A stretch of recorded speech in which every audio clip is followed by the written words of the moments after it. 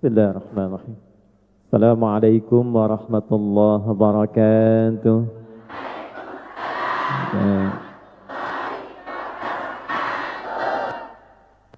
Alhamdulillahi rabbil alamin. Alhamdulillahilladzi jama'ana mu'minin wal mu'minat. Alhamdulillahilladzi jama'ana muhsinin wa muhsinat. Alhamdulillahilladzi an'amana bi ni'amin la tuhsa.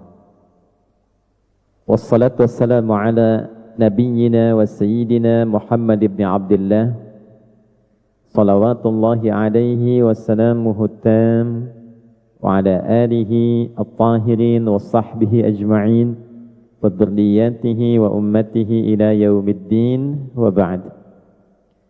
Yang kita muliakan, kita hormati guru kita semua, Al-Ustaz Muhaimin, berkenan tadi membuka, sebelumnya menemui kami tadi malam, menyambut. Semoga beliau senantiasa diberikan kesehatan, kesabaran dalam berdakwah, dan pahala berlimpah di sisi Allah Subhanahu wa Ta'ala. Perwakilan dari KJRI yang mungkin tadi sudah memberikan sambutan, semalam juga menyambut kami di bandara, Pak Yuflis ya, mudah-mudahan Pak Yufis, semoga beliau dan keluarga besar KJRI diberikan kemampuan untuk mengayomi dan menunaikan tugas khususnya bagi warga Indonesia di Hong Kong ini. Bagaimana kabarnya? Sehat? Alhamdulillah, baik.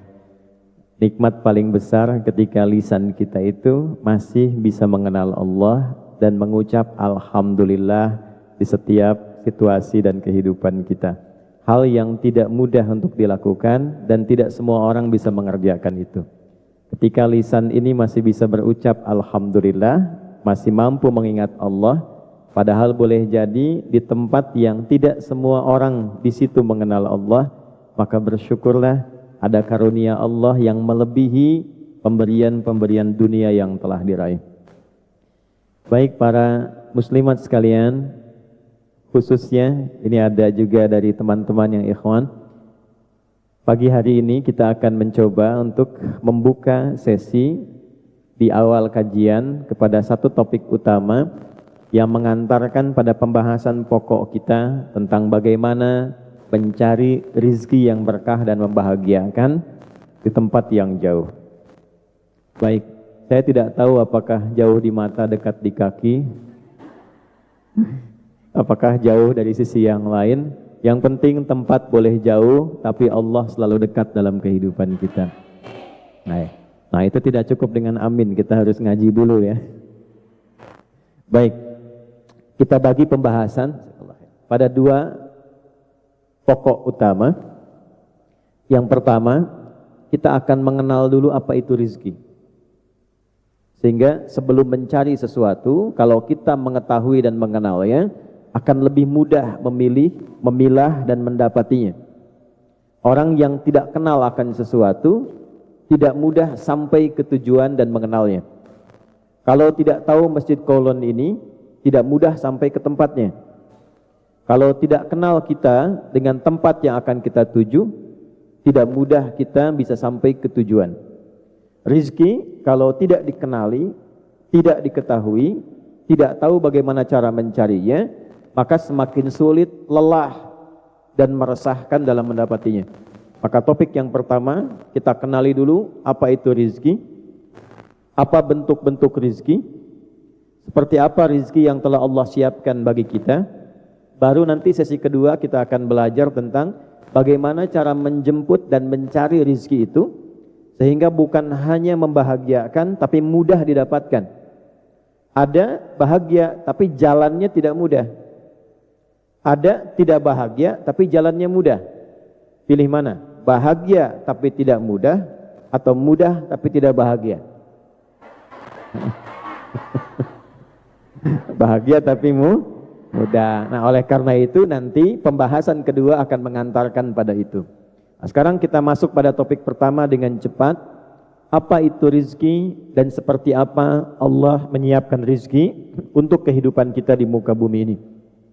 Yang pertama kita akan bahas dulu beberapa ayat dalam Al-Quran. Satu, Al-Quran surah ke-51, surah Adz-Dzariyat di ayat ke-22. Kemudian yang kedua, kita akan sambungkan ke Al-Quran surah ke-17 di ayat ke-70. Baik, yang ketiga, nanti kita akan teruskan pada pembahasan-pembahasan pokok bersambung ke Quran surah kedua Al-Baqarah ayat 168 dan 172. Baru kemudian terakhir pada topik yang kedua, nanti kita akan dalami lagi Quran surah ke-7 Al-A'raf di ayat ke-96. Nah, kurang lebih ada 5 ayat yang akan kita bahas, khususnya di 2 topik dari sesi pagi ini sampai dengan siang ke sore insyaallah. Baik, yang pertama, apa itu rizki?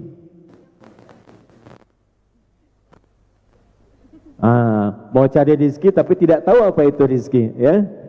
Baik, yang penting rizki itu bukan orang, bukan nama orang, bukan pemenang medali emas SEA Games yang angkat besi itu, ya. Bukan juga seorang pengusaha, tapi kita kembalikan ke ayat Quran surah ke-51 di ayat 22. Wa fis samai rizqukum wa ma tu'adun. Dan di langit telah aku tetapkan rizki untuk manusia berkehidupan itu dan segala yang dijanjikan untuk memenuhi kebutuhan manusia di muka bumi.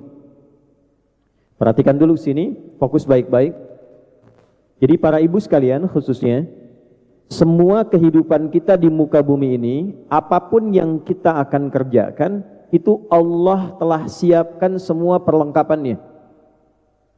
Persis seperti akan masuk ke rumah, kita mau bertugas misalnya, mau bersih-bersih, gak mungkin kalau gak ada sapunya kan. Kita mau lap, gak mungkin kalau gak ada lapnya kan. Nah sama, kita hidup di muka bumi ini, semua apa yang kita perlukan, kelengkapannya sudah Allah siapkan. Dipersiapkan untuk memudahkan semua kebutuhan hidup kita di muka bumi ini. Nah, semua yang terkait dengan kebutuhan kita itu bahasa singkatnya disebut dengan rizki. Jelas? Paham? Nah, kalau sudah jelas mari kita akhiri. Baik ya. Jadi persingkat dulu. Semua yang kita butuhkan untuk memenuhi tugas kehidupan di muka bumi ini disebut dengan apa namanya? Nah, satu saya tulis dulu ya, dan saya berdiri. Ini nggak apa-apa walaupun kecil, tapi nanti ada dokumentasi yang tertuliskan sehingga nanti kalau mau ditulis kembali bisa memudahkan. Baik ya. Mudah-mudahan kalau ada space masih bisa berbagi, kalaupun tidak ada ya mudah-mudahan sabar ya. Belakang berdiri, saya pun berdiri di depan ya. Baik, ini kelihatan di belakang? Tidak, ya memang belum saya tulis, nanti kalau sudah saya tulis baru kelihatan. Satu, nah ini rizki. Baik. Semua yang kita butuhkan dalam menjalani kehidupan di muka bumi ini disebut apa namanya? Baik. Butuh makan nggak saat di bumi ini? Butuh. Butuh minum nggak? Butuh berpakaian nggak? Nah, itu disebut dengan apa? Rizki. Baik. Butuh tenang nggak? Butuh. Butuh nyaman nggak? Nah, maka ketenangan pun disebut dengan apa? Nah, jadi rizki jangan dipahami dengan uang saja. Karena ketenangan juga rizki. Punya uang tidak tenang, tidak akan nyaman hidupnya. Ya, saya tanya nih, pilih mana ya? Tapi nggak ada pilihan ketiga nih. Dari sekarang saya ingatkan, pilih mana? Kaya tapi gelisah atau miskin tapi tenang? Oh. Mau miskin tapi tenang. Kaya tapi, nah itu. Jadi saya ingin tunjukkan pentingnya rizki berupa ketenangan, karena banyak orang memahami rizki itu hanya untuk materi saja. Uang, rizki. Mobil, rizki. Dapat rumah baru, rizki. Dapat harta baru, dapat suami baru. Udah aja. Udah sini, fokus dulu. Tapi semua itu tidak akan pernah mendapatkan kebahagiaan kalau tidak disertai dengan Nah, termasuk di rumah, ketenangan oleh Al-Quran didahulukan dibandingkan dengan materi harta yang kita dapatkan. Harta yang kita dapatkan, itu disebut dengan maddah namanya. Jamaknya mawaddah. Pernah dengar mawaddah? Nah ya, baik. Nah, ini ada mawaddah di sini, mawaddah. Ini harta yang kita inginkan. Dari Indonesia datang sampai ke Hong Kong mencari mawaddah. Ya, cari kebutuhan-kebutuhan, kadang dikirim ke rumah, ke kampung halaman, kadang dipakai di sini. Itu yang kita kumpulkan tuh mawaddah. Tapi dahsyatnya mawaddah ini ketika disebutkan di dalam Al-Quran didahului dengan sakinah. Tuh. Sakinah. Baru setelah ada sakinah dan mawaddah dengan sendirinya muncul rahmah. Ya, maka disatukan sakinah, mawaddah dan disingkat samara. Ya, bumbunya sambara. Udah, samara itu ada di Quran surah ke-30 ayat 21. Kenapa sakinah didahulukan ketenangan? Sebab kalaupun mawaddah ini banyak terkumpul, tidak ada sakinah, maka hampa kehidupan bahkan di dalam rumah tangga. Nah, saya ingin pahamkan dulu para ibu sekalian, fokus baik-baik. Jangan pernah batasi rizki pada kebutuhan-kebutuhan fisik saja. Artinya yang dimakan digunakan oleh tubuh kita. Pakaian, minuman, makanan, uang, dan seterusnya, itu betul rizki. Tapi ada rizki-rizki lain juga yang penting, bahkan ditampilkan dalam Al-Quran. Anak, rizki bukan. Suami, rizki bukan. Awas, hati-hati. Mana yang didahulukan, anak atau uang? Ketika pencarian uang kita mengabaikan perhatian terhadap anak, nah itu pun nanti ada tuntunan dalam Al-Quran. Bagaimana menyeimbangkannya? Jangan sampai kita mencari jauh-jauh keluar, yang buat kita berikan tidak terperhatikan. Nah, oleh karena itu kita nanti akan belajar, walaupun tempatnya jauh dari Indonesia misalnya, ada keluarga yang ditinggalkan, bagaimana kita mendapatkan rizki yang satu, tapi tidak mengabaikan rizki yang lain. Baik ya? Karena nanti ada hidup yang tidak seimbang. Rizki harta dicari-cari, yang pemberian Allah yang sudah didapatkan tidak terawat. Maka biasanya kalau tidak terjadi keseimbangan, akan berpengaruh pada ketidaknyamanan dalam kehidupan. Nanti sebelum betul, nanti kita akan jadikan sebagai topik pembahasan. Jadi saya buka sebagai pendahuluan dulu, muqaddimah dulu, supaya paham dan kita rinci satu-satu. Rizki, kita tempatkan yang pertama ketenangan. Nanti amalannya apa untuk mendapatkan rizki ketenangan ini? Sebab kalau tidak dikerjakan amalnya, tidak akan dapatkan rizkinya. Jelas? 2. Ada keluarga. Awas.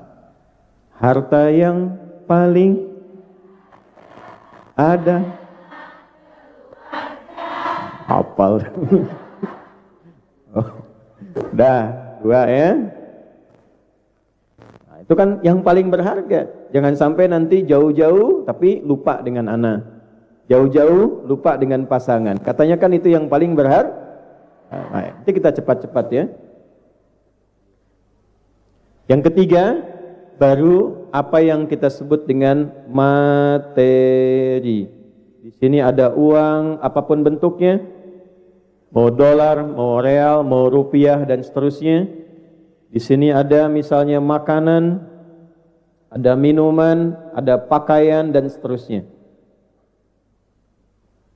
Sandang, pangan dan mau papan, mau karpet, mau apa terserah ya. Pokoknya ini masuk dalam bab rizki sini. Nah, ini dulu 3 bagian ini. Jelas sampai di sini sekarang? Nah, jadi yang akan kita pelajari bukan hanya bagaimana cara bahagia mencari uang, bagaimana cara senang dalam bekerja walaupun dirantau orang, tapi bagaimana tenang dalam menjalaninya. Bagaimana keluarga juga nyaman mengetahui kita ada di sini, hubungannya tersambung dengan baik dan seterusnya, seterusnya. Ini satu bagian terlebih dahulu. Ya. Wa fis samaa'i rizqukum wa ma tu'adun. Dan di langit sebelum ditetapkan di bumi, Allah sudah mengatur ketentuan ini dan dijanjikan akan diberikan kepada seluruh hamba Allah yang berkehidupan di bumi. Hong Kong bumi bukan. Indonesia bumi bukan. Amerika bumi bukan. Jadi aturannya sederhana, sepanjang kita berpijak di bumi, dimanapun kita berada, apakah itu ke Hong Kong, apakah itu kemudian ke Cina, apakah kembali ke Indonesia, sepanjang ada di bumi, Allah telah berjanji tiga-tiganya ini akan diberikan kepada kita kemudahan kalau kita mau mengikuti petunjuk Al-Qur'an. Nah, sampai di sini mukadimah yang kedua, jelas?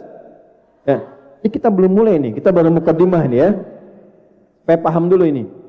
Inilah makna Quran surah 51 ayat 22. Aturan kedua, cepat. Quran surah 17 di ayat ke-70. Pelan-pelan, nanti baru setelah itu kita masuk ke amalannya. Walaqad karramna bani Adam wa hamalnahum fil bardi wal bahr wa razaqnahum, ini kalimatnya, wa razaqnahum minat thayyibati wa faddalnahum ala katsirin mimman khalaqna tafdila. Paham? Tidak?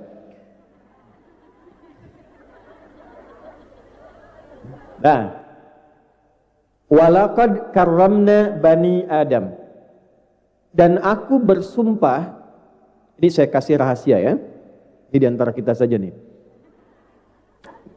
Kalau baca ayat Al-Quran, ditemukan kata lam dan qad, itu artinya kita harus yakin pada diri kita dan tidak boleh ragu sedikit pun.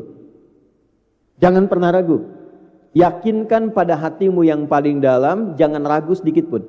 Walaqad karramna bani Adam. Kata Allah, yakinkan pada hatimu yang paling dalam, jangan ragu sedikit pun bahwa semua anak cucu Adam itu kami telah ciptakan dengan sangat mulia. Sampai sini dulu tuh. Pelan-pelan ya.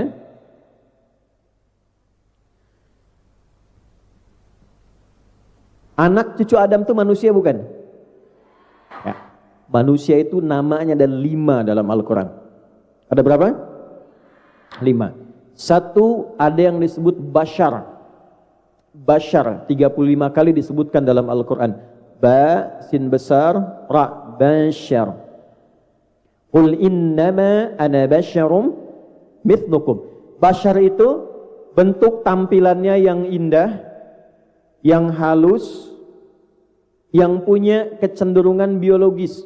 Jadi tampilannya indah kalau laki-laki, perempuan kulitnya halus, laki-laki ganteng, perempuan cantik, tampilannya indah, menawan, itu bashar namanya. Oke? Okay? Nah, semua manusia yang diciptakan, baik jadi laki-laki, jadi perempuan, dibandingkan dengan makhluk lain, ini tampilan yang terbaik. Kalau ibu nggak percaya, datang kebun binatang. Ada kebun binatang nggak di Hong Kong nih? Absen satu-satu. Panggil harimau, cek. Secantik-cantiknya warna kulit harimau, tetap lebih cantik kulit ibu. Betul. Bandingkan aja coba. Ya, gak percaya lagi. Absen kedua, badak. Coba lihat. Ya, terus satu-satu. Jadi kalau sudah tahu fisik ini bagus, sudah baik, Allah tegaskan laqad khalaqnal insana fi ahsani. Nah, kalau sudah diciptakan bagus, tampilannya baik, jangan dirubah-rubah. Ya. Sebab perhatikan, takwim itu artinya bukan hanya tercipta baik, tapi diciptakan sesuai fungsi dan kebutuhannya. Jadi saya diciptakan begini, tidak seperti Ustadz Muhaimin, misalnya, atau sebaliknya, karena untuk hidup saya yang terbaik begini. Kalau hidung saya dikoreain dikit, dimancungin dikit misalnya, itu tidak akan maslahat untuk hidup saya. Ya, coba Sule, tahu Sule enggak? kalau tidak diciptakan pesek, itu suaranya nggak akan bagus. Demikian yang lainnya. Makanya nanti turun Al-Quran mengatakan, kalau sudah Allah ciptakan, jangan roba-roba. Karena ada fungsi kehidupan yang sesuai dengan fitrah penciptaan. Jelas sampai sini? Nah, jangan pernah bandingkan diri ibu dengan perempuan-perempuan lain. Seperti yang laki-laki pun jangan bandingkan dengan laki-laki lain. Karena tampilan yang seperti ini yang terbaik untuk hidup kita. Tampilan orang lain yang terbaik untuk orang lain. Ya, yang paling parah jangan merubah fitrah. Laki-laki, laki-laki aja. Perempuan, jangan laki-laki menjadi perempuan ingin seperti. Nah, ketika memaksa merubah fitrah, pasti hidupnya akan gelisah dan susah. Nah, bikin status tuh, ya. Ketika memaksa merubah fitrah, hidupnya pasti gelisah dan, ayo di Instagram tuh. Dah pelan-pelan. Sudah, 2, ada ins namanya. Ya ma'syaral jinni wal wa ma khalaqtul jinna wal ins, disebutkan 18 kali dalam Al-Quran. Ins itu sifat dasar yang lembut, yang halus. Lawannya jin. Jadi yang makhluk halus itu ibu. Ya. Ins itu punya 3 arti. Ada berapa arti? 1, ins itu tampak. Lawannya jin, tersembunyi. Kenapa jin disebut jin? Karena tak nampak, tersembunyi. Jadi kalau ada jin melakukan penampakan, itu jin sedang bermasalah. Keluar fitrah. Kenapa? Karena penampakannya tersembunyi harusnya. Sama dengan manusia. Manusia disebut ins karena tampak. Jadi kalau ada nanti yang suka pulang sembunyi-sembunyi, ya, datang sembunyi-sembunyi, sama dengan sedang punya masalah. Karena keluar dari orang kalau tidak ingin ketahuan masalahnya, sembunyi-sembunyi. Ada nggak yang mencuri terang-terangan? Tidak. Ada nggak yang korupsi terang-terangan? Tidak ada. Umumnya sembunyi-sembunyi. Nah, itu ingin mengambil perbuatan jin. 2, halus. Kalau jin kasar. Makanya tidak akan pernah ada orang kemasukan jin jadi halus. Permisi Pak Ustadz, mau ikut kajian. Sedang kemasukan jin, itu nggak mungkin. Ya. Nah pertanyaannya, kalau manusia yang halus, yang lembut, yang baru lahir tuh ingin digendong orang walaupun nggak kenal.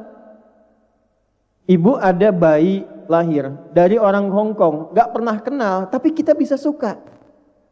Walaupun bukan anak kita sendiri, karena ada sifat halus di dalamnya. Yang jadi masalah nanti ada pelajaran akhlak. Kenapa ketika tumbuh menjadi kasar? Kenapa kata-kata yang menjadi tidak baik? Disitulah nanti muncul pelajaran akhlak untuk menjaga supaya kebaikan ini tumbuh dengan baik. 3, ada yang namanya insan. Apa namanya? Kurang lebih disebutkan 65 kali dalam Al-Quran. Ar-Rahman khalaqal Iqra bismi rabbikal ladzi khalaqal. Apa itu insan? Manusia. Apa itu manusia? Insan. Baik. Insan itu nama manusia yang menunjuk pada seluruh aktivitas hidupnya. Maksudnya apa? Kalau ibu keluarkan kata-kata insan di dalam Al-Quran, ada petunjuk bagaimana kita mengatur kegiatan supaya tertib, supaya rapi. Pagi apa yang dikerjakan, siang apa yang dilakukan, sampai ke isya, sampai ke malam. Itulah sebabnya kenapa sehari dibagi 5 waktu, supaya tertib menjalani aktivitas. Kalau ada yang tidak bermanfaat, maka rugi waktu diberikan tapi tidak baik untuk dilaksanakan. Turunlah Quran surah 103. Wal 'asr innal insana lafi illal ladzina wa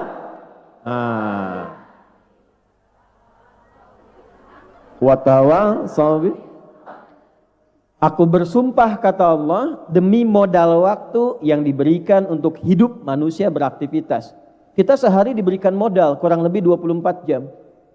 Pertanyaannya, dari 24 jam itu mana yang bermanfaat? Berapa jam yang jadi soleh? Ini dari tadi nunggu tadi sampai dengan di sini. Menunggunya sudah soleh belum? Bicaranya sudah soleh belum? Melihatnya sudah soleh belum? Jadi kalau ada 1 jam dari 23 jam dipakai dengan yang salah, tidak menjadi soleh, kata Allah rugi. Tidak punya nilai. Nah, oleh karena itu, dipandu dalam Al-Quran bagaimana menjadikan 24 jam ini semua aktivitas kita, kegiatan kita soleh di mata Allah. Ya, nah ini namanya apa? Nah, nanti kalau ngaji lagi, ada ustadz yang lain lagi, silahkan nanti turunkan kata-kata ini. Ada panduan dalam Al-Quran memandu tubuh kita dari ujung kepala sampai ujung kaki menjadi soleh. Saya ambil contoh, nanti ngajinya, kalau bisa ngajinya harus terukur supaya nanti manfaatnya dapat banyak. Ya, insan tadi, kalau dikeluarkan kata insan, nanti kita akan temukan bagaimana menggunakan fungsi dari tubuh dulu sebelum dipakai beraktivitas supaya semua yang digunakan di tubuh ini bermanfaat. Contoh, cepat saja.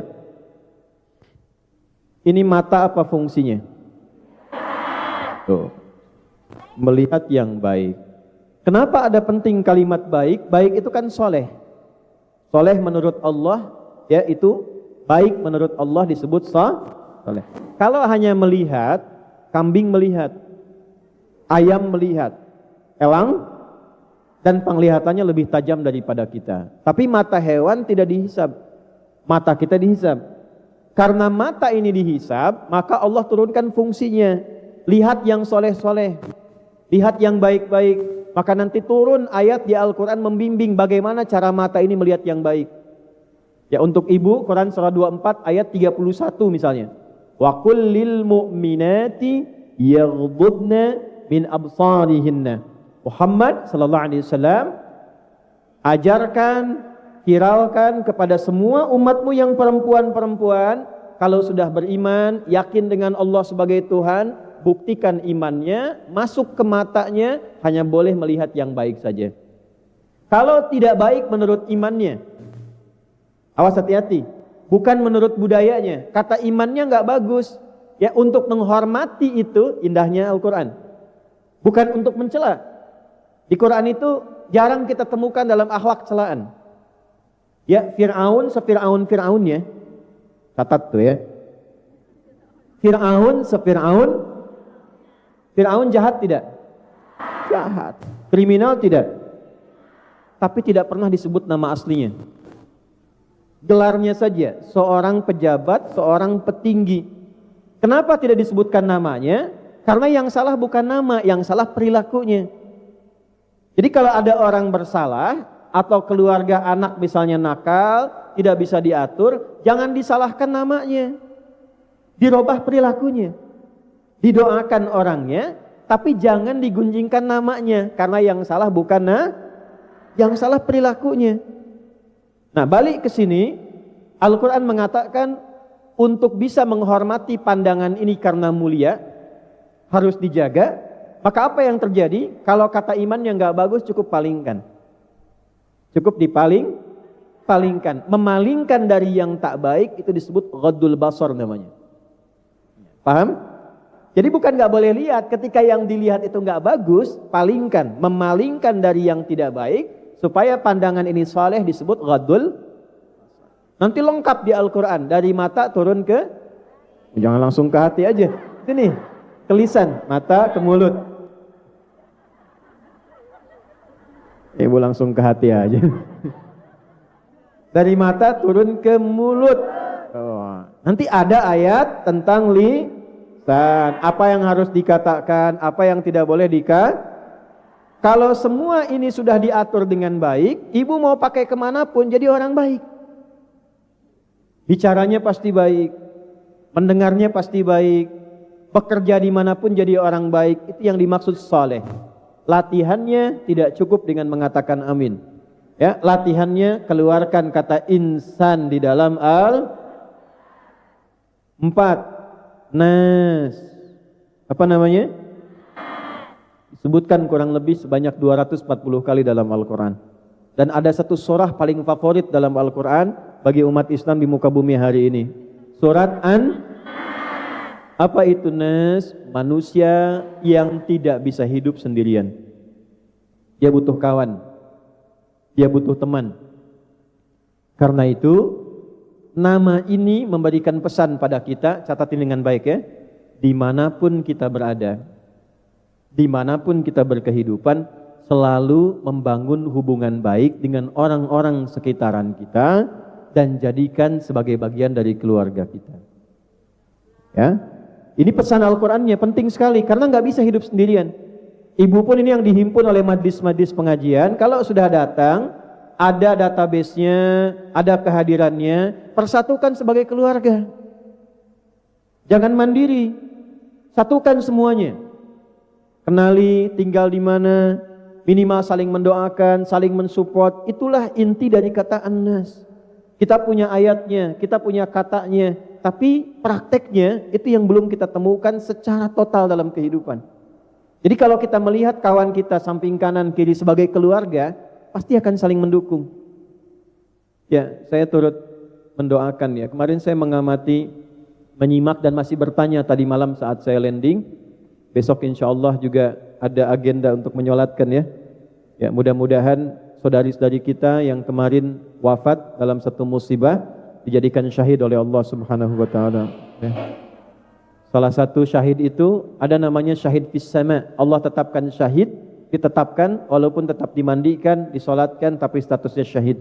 Di antara yang syahid itu adalah orang yang wafat dalam keadaan beriman dan mengalami musibah seperti tenggelam, kebakaran, dan saat dalam proses melahirkan itu statusnya syahid dalam pandangan Allah Subhanahu wa taala. Mudah-mudahan diterima amal ibadahnya oleh Allah ya. Nah, ini kalau sudah seperti itu tertib. Jauh dari Indonesia, tinggal di Hong Kong, nasnya dipakai. Kita nggak bisa hidup sendirian. Kita pun butuh berinteraksi dengan orang-orang lokal. Maka bersikap baik pada orang-orang yang ada di Hong Kong.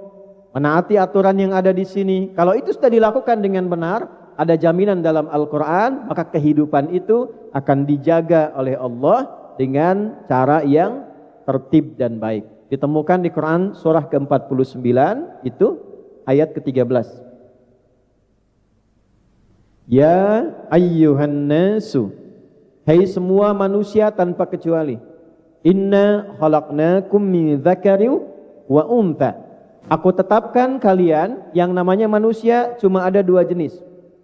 Ada berapa jenis? Satu, min dzakarin, laki-laki, wa untha, perempuan. Wa ja'alnakum syu'uban wa qabaila. Dan aku tetapkan kalian tidak ada yang hidup di satu tempat. Di Indonesia pun tidak ada yang satu pulau. Kita paling banyak pulaunya itu 13.677 pulau. Itu belum termasuk Pulau Gadung, Pulau Gebang dan yang lain-lain itu. Ya. Ada RT-nya, ada RW-nya, kelurahannya, kecamatannya. Tidak ada yang hidup di satu tempat. Termasuk keluar dari Indonesia, terbang kurang lebih 5 jam, kita temukan Hong Kong.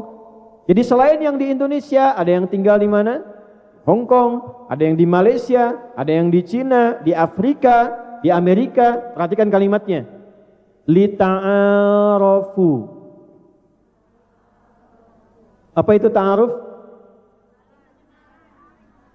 Ta'aruf itu bukan hanya saling mengenal, saling berkenalan, saling mengisi, saling mendukung, saling membantu.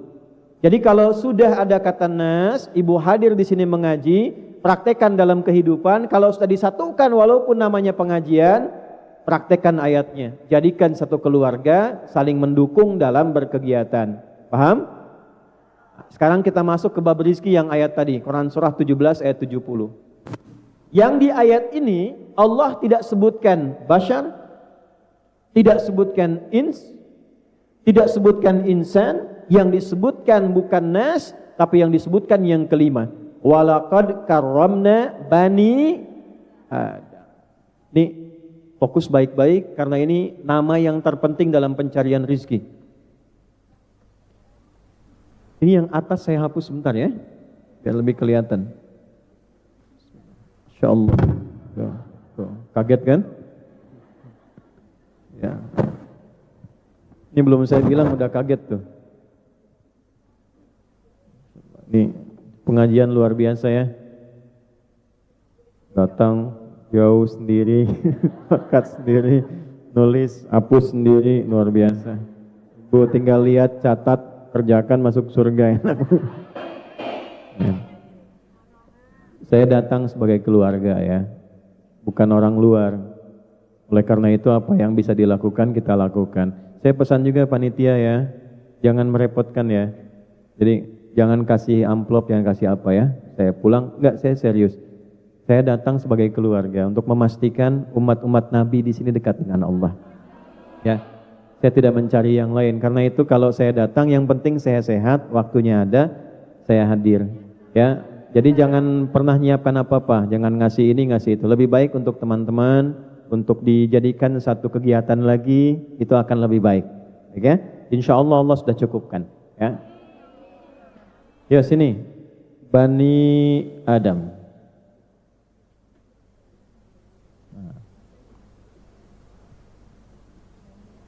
Bani Adam disebutkan 7 kali dalam Al-Quran. Berapa kali? Ya. Sekarang fokus baik-baik.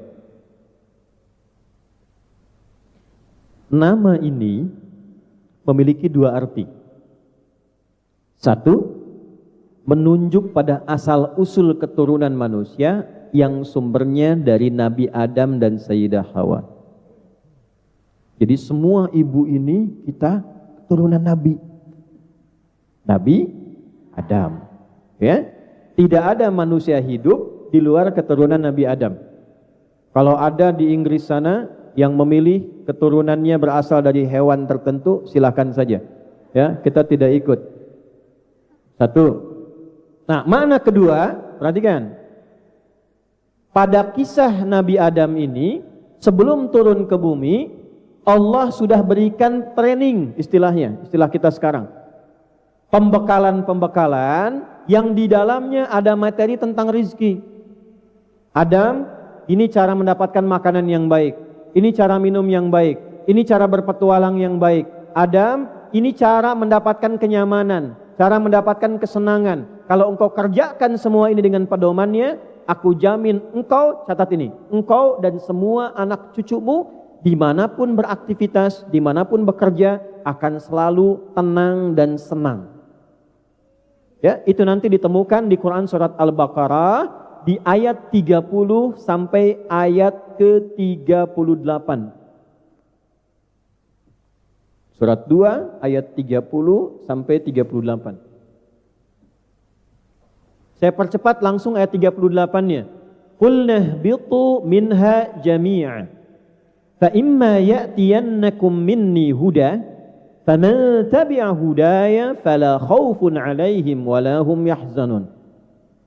Adam, Hawa, sekarang tugasmu di bumi dimulai, turun. Menjadi khalifah. Apa artinya khalifah? Khalifah bukan sekedar pemimpin, dia punya 3 arti. Yang pertama, khalifah itu segala yang mengandung manfaat.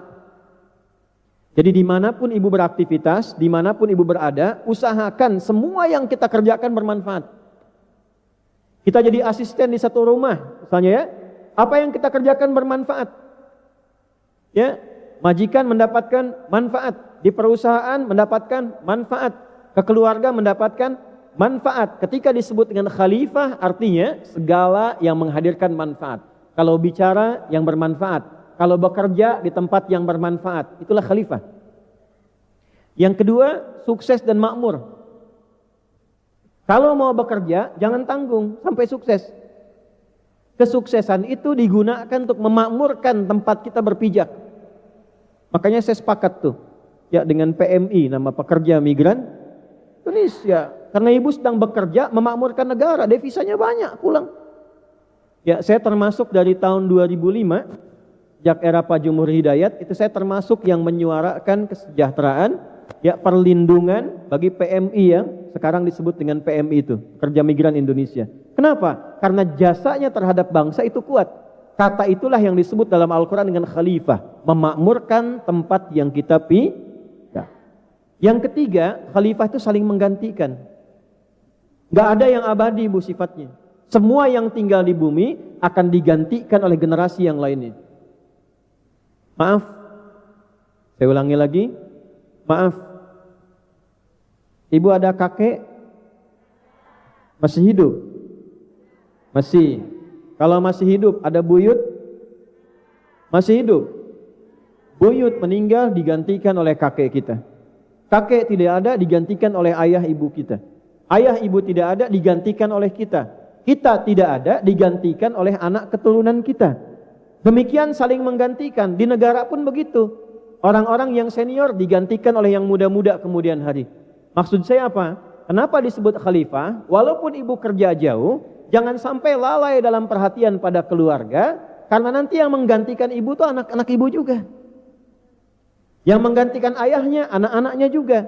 Itulah kenapa disebut dengan khalifah. Nah, dalam mengerjakan kegiatan ini, Allah turunkan pedoman. Kata Allah, Adam, Hawa, bawa tugas ini di bumi, aku siapkan pedoman disebut dengan hudan namanya. Apa namanya? Saya tulis dulu ya, hudan. Itu ada reporter satu namanya Hudan.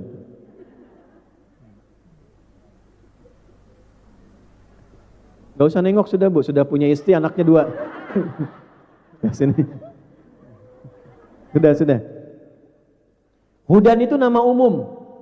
Nanti setiap umatnya diberikan nama khusus untuk membedakan umat satu dengan yang lain.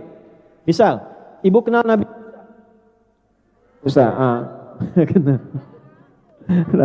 Nabi Musa diberikan Hudan. Nama kitabnya namanya misal di Quran surah ke-17 ayat kedua. Ya, perhatikan kalimatnya. Wa ataina Musal kitaba. Nabi Musa diberikan kitab. Namanya Taurat. Wa ja'alnahu hudal li bani Israil. Taurat ini petunjuk hidup khusus untuk Bani Israel di masa itu. Jadi kalau Bani Israel mengerjakan petunjuk ini, hidupnya tenang dan senang. Nabi Isa diberikan apa? Injil. Injil itu fungsinya hudan, fihi hudan. Cek di Al-Maidah dari ayat 45 sampai 47. Nabi Muhammad diberikan apa? Al-Quran itu fungsinya hudan. Ada di Al-Baqarah ayat 185. Syahrul Ramadan alladzi unzila fihi al-Quran hudallin nas. Aduh. Kumaha ya teh.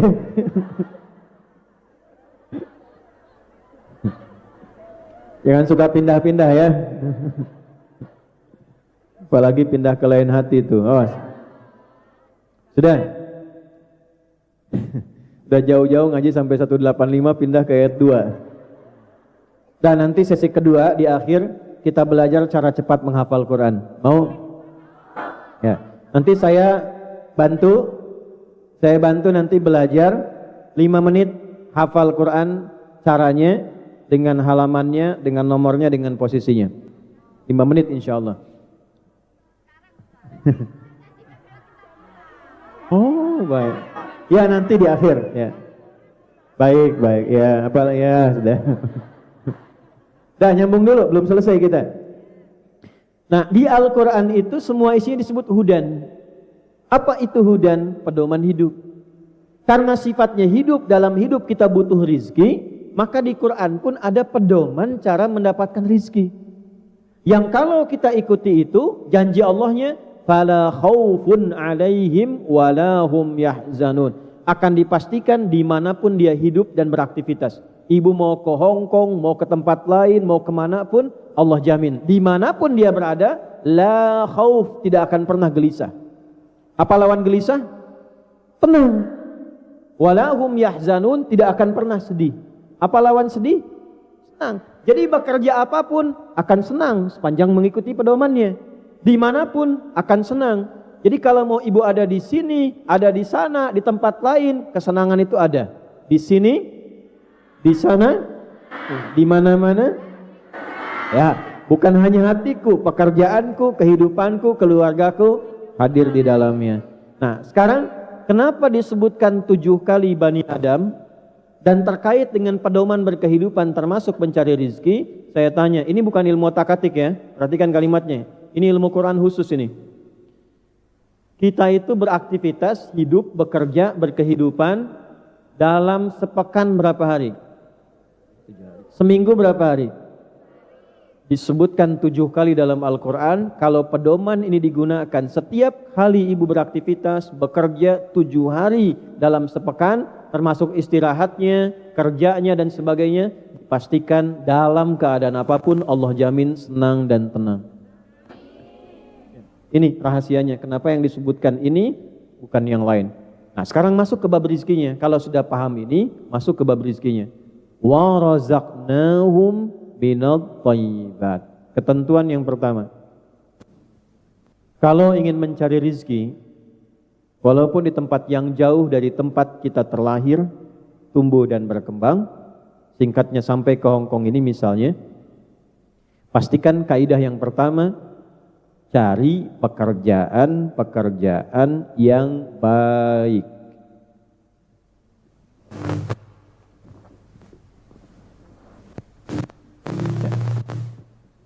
Cari pekerjaan yang baik.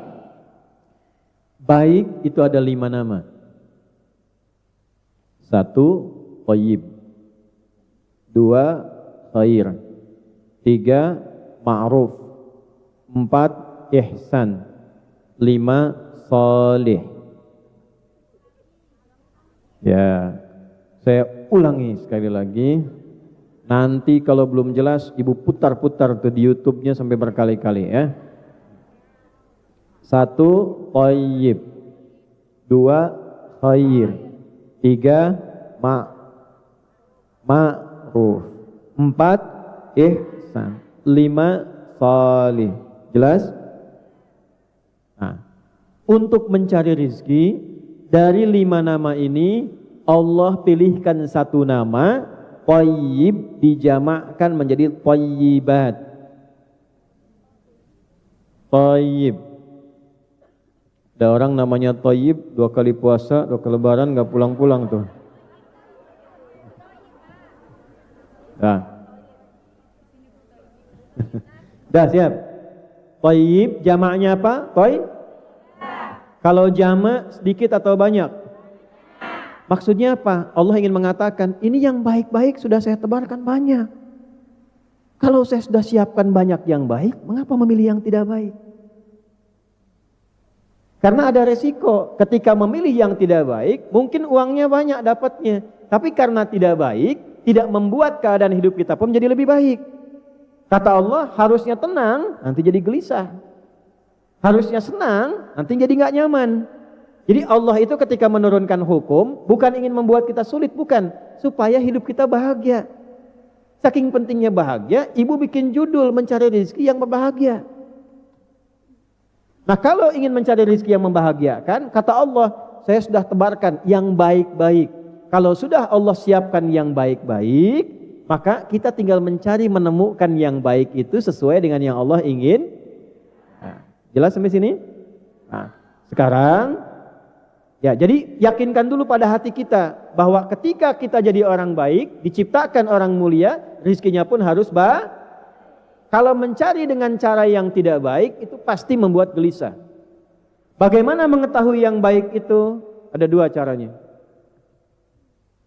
1, thayyib itu bisa dengan caranya. Yang kedua bisa bentuknya atau jenis pekerjaannya.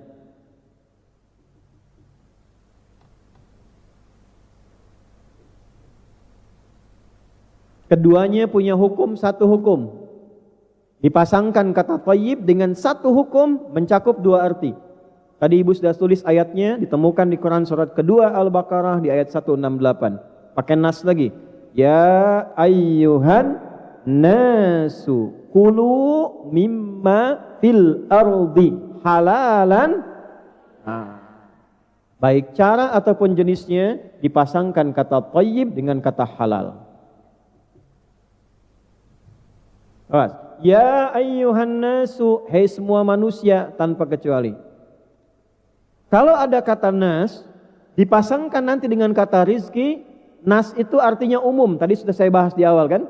Jadi kenapa saya awalkan? Karena pembahasan itu akan selalu mengingat bahasan-bahasan yang di awal tadi. Kata nas kalau dipasangkan dengan rizki, artinya tidak ada batas dalam pencarian tempat. Tadi masih ingat Quran surah 49 ayat 13, ya ayyuhan nasu inna khalaqnakum min dzakarin wa untha wa ja'alnakum syu'uban wa qabaila. Jadi kalau ibu mau cari sampai ke Hong Kong, bagaimana hukumnya? Boleh tidak? Boleh. Karena mencari rezeki itu Allah sebutkan kalimat pertamanya dengan kata nas. Artinya nggak ada batas. Ibu tinggal di Sukabumi misalnya, ya, hubud dunya. Sukabumi itu bahasa Arabnya hubud dunya. Suka hubun bumi dunya, Sukabumi hubud. Enggak ada di Sukabumi yang cocok, silahkan ke Jakarta. Enggak ada yang cocok di Jakarta, silahkan ke Sumatera. Enggak ada yang cocok di Sumatera, silahkan ke Kalimantan. Enggak ada yang cocok di Kalimantan, silahkan ke Papua. Tidak ada yang cocok di Papua, ibu nyebrang ke Malaysia. Enggak cocok sampai ke Hong Kong. Hong Kong cocok, ambil. Kenapa? Karena dalilnya ya ayyuhan. Kalau ibu ditanya, ibu kenapa mencari rezeki sampai ke Hong Kong? Ya ayyuhan nas. Jelas? Nah, cocok boleh, tapi tidak boleh dicocok-cocokkan. Karena itu muncul kaidah selanjutnya. Kulu mimma fil ardi. Silakan cari makan. Kerja. Kenapa disebutkan cari makan? Karena umumnya orang kalau ditanya mau kemana dalam bekerja, jawabannya biasanya mencari sesuap nasi, kan? Walaupun yang dimakan satu rice cooker. Ya ayyuhan nasu kulu mimma fil, carilah di bagian bumi yang bisa kamu jangkau. Di sini nggak ada yang cocok, ya. Bukan karena tidak berbakat, tapi tempatnya tidak sesuai. Jadi kalau ibu banyak ditolak di berbagai tempat, bukan karena ibu tidak unggul. Bukan. Karena keistimewaan ibu tidak cocok berada di tempat itu. Cari tempat lain. Allah ciptakan kita itu dengan istimewa. Kalau ada tempat yang tidak sesuai, berarti keistimewaan kita belum dibutuhkan di situ. Ya. Nggak harus selalu bersyukur. Ya supaya tidak banyak kecewa, melamar di sini ditolak, kecewa. Ini jangan, cara berpikirnya begini, kalau di tempat tertentu kita tidak dibutuhkan, kita ditolak, katakan, terima kasih ya Allah, keistimewaanku belum dibutuhkan di sini. Cari tempat lain. Jelas? Nah, sekarang hari apa? Minggu. Oh ya. Ahad kan? Baik, Ahad ada yang nyebut Minggu ya. Nanti Senin, Selasa, Rabu. Kukira ini hari Minggu, ternyata nanti hari Rabu. Nah, kukira engkau menunggu, ternyata cari yang baru. Pekerjaan maksudnya. Pekerjaan sampai ke liang lahat. Kalau Anda menunggu pekerjaan yang tidak cocok, selalu cari yang baru sampai ke liang lahat. Itu maksudnya. Tuh. Nah, sini. Jadi kalau nanti ada yang tanya Ustadz, ibu kenapa sampai ke Hong Kong? Ibu jawab, ya ayyuhan kulu mimma fil ardi. Baik, belum selesai. Halalan. Kalau ingin dapat yang thayyib tadi, yang sudah Allah tebarkan, kaidah yang pertama, temukan yang thayyib itu prinsipnya dengan yang Untuk menemukan halal ini didapatkan dengan dua hal. Satu, lihat cara mencarinya. Apa lawan halal? Jangan sampai mencari rezeki dengan cara yang sepanjang yang haram dihindari, pasti dapatnya thayyib. Mencuri halal tidak? Berarti harta yang dihasilkan dari pencurian sifatnya tidak thayyib. Pasti gelisah. Kalau thayyib pasti senang, pasti tenang. Makanya tidak ada pencuri yang tenang. Gelisah. Nah, koruptor juga nggak tenang, Bu. Jangan dikira koruptor itu tenang. Makanya ketika mau korupsi sembunyi-sembunyi, nggak ada yang terang-terangan. Ya, oh, itu Kijangnya sudah akan sampai, tolong dijemput ya. Kijang tuh, padahal uang korupsi. Ya, gak mau ketahuan. Makanya kalau sudah berbuat kejahatan yang besar, pasti melakukan yang kecil-kecil. Untuk menutupi kejahatan yang besar, minimal yang kecil-kecil. Mulai dari bohong, nanti muncul nyogok. Artinya apa? Hidupnya tidak Ibu jauh-jauh sampai ke Hong Kong. Kalau untuk nyari yang haram, untuk apa? Jelas? Jadi saya tidak ingin dengar lagi ada kasus di Hong Kong pencurian misalnya. Ya? Penjamretan. Tidak jadi taati aturan dengan cara yang benar. Baik, ini poin 1. Cara itu ada 2. Cara yang dibenarkan oleh hukum positif pemerintah setempat, cara yang dibenarkan oleh agama, dan biasanya agama tidak mungkin bertentangan dengan hukum positif kecuali pada hal-hal yang memang spesifik menguji iman. Ya, misal menurut agama jual makanan boleh nggak? Boleh. Tapi ada makanan-makanan yang dinilai oleh agama membahayakan, baik untuk iman ataupun untuk kesehatan. Misal, minuman keras dari minuman. Ya, minuman keras itu merusak pada pikiran. Karena merusak kepada akal, agama Islam melarang. Kenapa? Supaya fungsi akalnya tetap sehat. Kalau akal terganggu, berpikirnya tidak baik, hidupnya terganggu juga. Itulah sebabnya kenapa diharamkan minuman keras, supaya fisiknya sehat, akalnya sehat, hidupnya benar. Kalau itu dikonsumsi, ibu mau kerja dimanapun, tiba-tiba mengkonsumsi itu, pekerjaan akan terganggu. Minimal kalau akalnya rusak, bicaranya tidak teratur. Kalau bicara sudah tidak teratur, siapa yang bisa menggunakan jasa ibu dalam kehidupan? Tidak ada. Nah, oleh karena itu, yang pertama dipastikan, kalaupun secara hukum pemerintahan misalnya boleh, tidak dilarang, tapi kalau hukum agama mengatakan tidak dibenarkan, maka coba cari peluang lain, kesempatan lain yang kira-kira bisa menggunakan cara pencarian rezeki yang lebih baik. Maksudnya apa? Walaupun uangnya banyak, tapi didapatkan dengan cara yang tidak baik, itu tidak akan membahagiakan. Ujungnya jadi penyakit nantinya. Ya, jelas sampai sini? Ya, pilih mana? Gaji 100 juta haram atau 10 juta halal?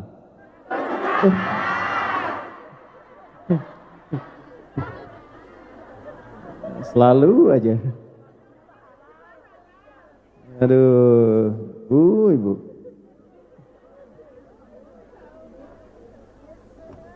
Ya, makanya sama perempuan jangan hitung-hitungan rezeki. Di rumah juga begitu. Harta saya, harta suami, Udah balik lagi. Shallu ala Nabi. Sampai mana tadi? Baik ya. Ya. Jadi berupaya satu, caranya selalu mencari dengan cara yang Itulah sebabnya kenapa banyak kasus-kasus mencari rezeki di zaman Nabi itu dikoreksi, diperbaiki caranya langsung oleh Al-Quran. Ada yang mencuri, ada dulu satu kampung itu isinya pencuri semua. Zaman jahiliyah, sekampung pencuri semua. Kampung pencuri, namanya Ghifar. Yang berasal dari Ghifar ini disebut Al-Ghifari. Ya, jadi kalau ada yang namanya Al-Ghifari, kampung pencuri itu. Dulu, sebelum Islam. Nama pimpinannya namanya Jundub bin Junadah. Ya, nanti setelah masuk Islam berubah nama menjadi Abu Dzar Al-Ghifari. Itu kunyahnya Abu Dzar Perhatikan ya. Tidak ada yang lewat ke situ kecuali harus setor. Kalau tidak habis semua. Tapi setelah masuk Islam, ditinggalkan pekerjaan itu, berubah pekerjaan itu, tiba-tiba ibu tahu apa yang terjadi? Rizkinya mengalir banyak, hidupnya tenang, jadi dai, pensiun jadi preman, jadi ustadz, sekampung masuk Islam banyak, tiba-tiba berubah tempat itu, desa itu, dari desa tukang begal, desa pencuri, berubah jadi desa yang baik, desa yang menginspirasi, desa orang-orang soleh. Saking bangganya dengan nama itu, maka ingin banyak disebut orang dengan nama Al-Ghifari. Asalnya desa preman. Jadi kalau ada film preman pensiun, nah itu dulu sudah ada. Ya, namanya Abu Dzar Al-Ghifari. Nah, pokoknya meninggalkan yang haram untuk mengejar kepada yang halal, itu pasti Allah ganti. Ya, dirubah ketidakbaikannya, dirubah hal-hal yang tidak menyenangkannya, dirubah. Pertama kali diberikan oleh Allah itu ketenangan. Jadi kalau Allah menginginkan ibu berubah, ya, yang pertama dikasih bukan dunia, Bu, terlalu kecil. Saya ulangi ya. Yang pertama Allah kasih pasti bukan dunia. Misal nih, ada pekerjaan yang nggak tepat, ibu pengen cari yang lebih baik. Itu yang Allah berikan pertama kali, bukan gaji yang banyak dulu, bukan uang yang banyak, tapi yang pertama Allah kasih ketenangan dulu pada hati. Itu yang mahal.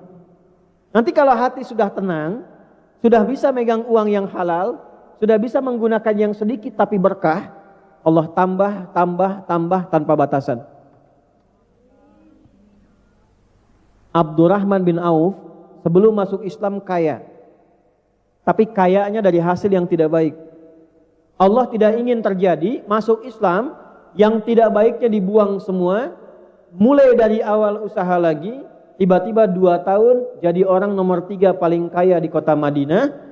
Setelah 4 tahun, 5 tahun Nabi meninggal dunia, jadi orang nomor 1 paling kaya di Madinah, yang kapaknya saja ada cerita mengatakan terbuat dari emas. Ada kajian menghitung, saya waktu mendapatkan referensi menghitung itu, kurang lebih valuasi itu nilai hartanya waktu itu, kalau dihitung sekarang, itu jumlahnya 14.000 triliun. Utsman bin Affan, modalnya kebun dengan sumur.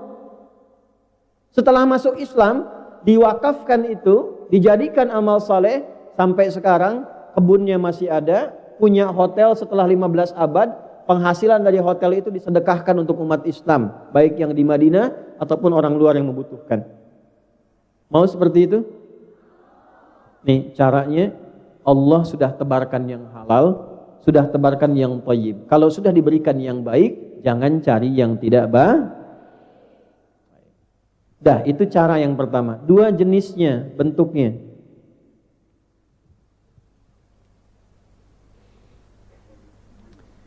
Pekerjaan apapun yang halal, yang bisa menjaga kehormatan fisik kita, akal kita, dan iman kita, itu boleh. Pekerjaan apapun yang halal, yang bisa menjaga fisik kita. Ibu kalau kerja, fisiknya ini, maaf sekali, saya ulangi lagi ya, maaf sekali, fisiknya ini tidak terlukai, tidak terganggu, tidak ada resiko tersakiti, tidak tersiksa. Itu syarat pertama, boleh. Walaupun gajinya 1 miliar, tapi resikonya misalnya nyawa, tidak ada ketenangan, tidak ada kenyamanan dan sebagainya, itu dipandang kurang baik dalam agama. Boleh jadi apapun, yang penting tertata. Oh, saya mau jadi asisten di satu rumah tangga, boleh, lihat jam kerjanya. Apakah menyiksa kepada tubuh? Tidak. Lihat majikannya, perilakunya bagaimana, bisa merendahkan martabat? Tidak. Kalaupun gaji yang ditawarkan besar, tapi kehilangan martabat, kehilangan waktu istirahat yang panjang, kehilangan ketenangan, jangan dipertaruhkan. Karena masih ada rezeki Allah yang terbaik ditempatkan di tempat-tempat yang lain. Jelas? Ya. Saya insya Allah lihat kalau di Hong Kong, ini aturannya sudah cukup baik ya, sudah stabil. Beberapa tempat itu kalau saya berikan pembekalan, saya selalu lihat dan saya terangkan tempatnya. Misal kalau di Arab itu dibagi 2. Ada Arab, ada A'rab. Kalau Arab itu orang kota. Kalau A'rab itu orang pegunungan, orang daerah padang pasir. Beda karakternya. Kalau Arab di kota karena terdidik, itu kalimat-kalimatnya baik, perhatiannya baik. Tapi kalau daerah padang pasir, asyaddu nifaqa wa kufra. Ya, asyaddu kufra wa nifaqa. Karakternya keras, keinginannya tinggi. Jadi kalau naik mobil pun kalau ke Arab, supirnya itu dari Arab, itu ada caranya. Yang masuk pertama harus laki-laki, baru perempuan ikut. Kalau keluar, perempuan harus duluan, baru laki-laki setelah itu. Dan seterusnya, karena karakternya berbeda. Nah, di tempat manapun, mau di kantor, mau di pabrik, mau di rumah, dipastikan diupayakan satu, pekerjaan yang menyelamatkan terhadap tubuh seutuhnya. Jelas? Dua, akal. Jangan sampai mencari pekerjaan yang di dalamnya ada bentuk atau jenis yang merusak terhadap akal. Walaupun dapat hasilnya banyak, tapi ada resiko akalnya terganggu, maka mohon maaf sebaiknya mencoba mencari pekerjaan yang lain. Ini dulu satu. Ini fisik, kedua akal.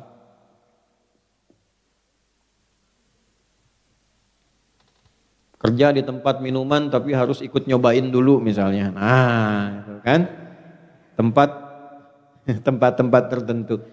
Tiga, iman. Apa?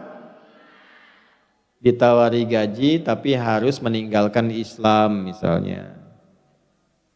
Bekerja gajinya banyak tapi nggak bisa sholat misalnya. Nah ya. Halo? Ada yang begitu? Oh, pilih mana? Nggak ada pilihan ketiga, awas nih. Karena ini ujian iman, jawab yang betul. Pilih mana? 6.000 dolar Hong Kong tapi bisa sholat 5 waktu, atau 60.000 dolar Hong Kong tapi nggak bisa sholat sama sekali.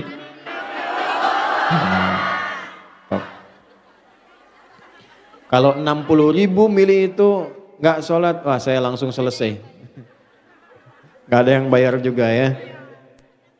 Sudah lihat sini. Kenapa saya sampaikan ini? Karena akan ada tiba satu masa, satu waktu, orang sudah silau dengan dunia, tak peduli dengan iman. Itu bahaya.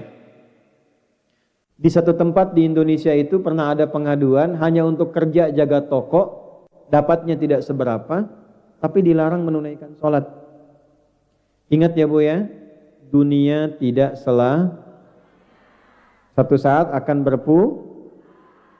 nanti yang dibawa pulang itu bukan bekal yang sekarang didapatkan di dunia, karena alamnya beda.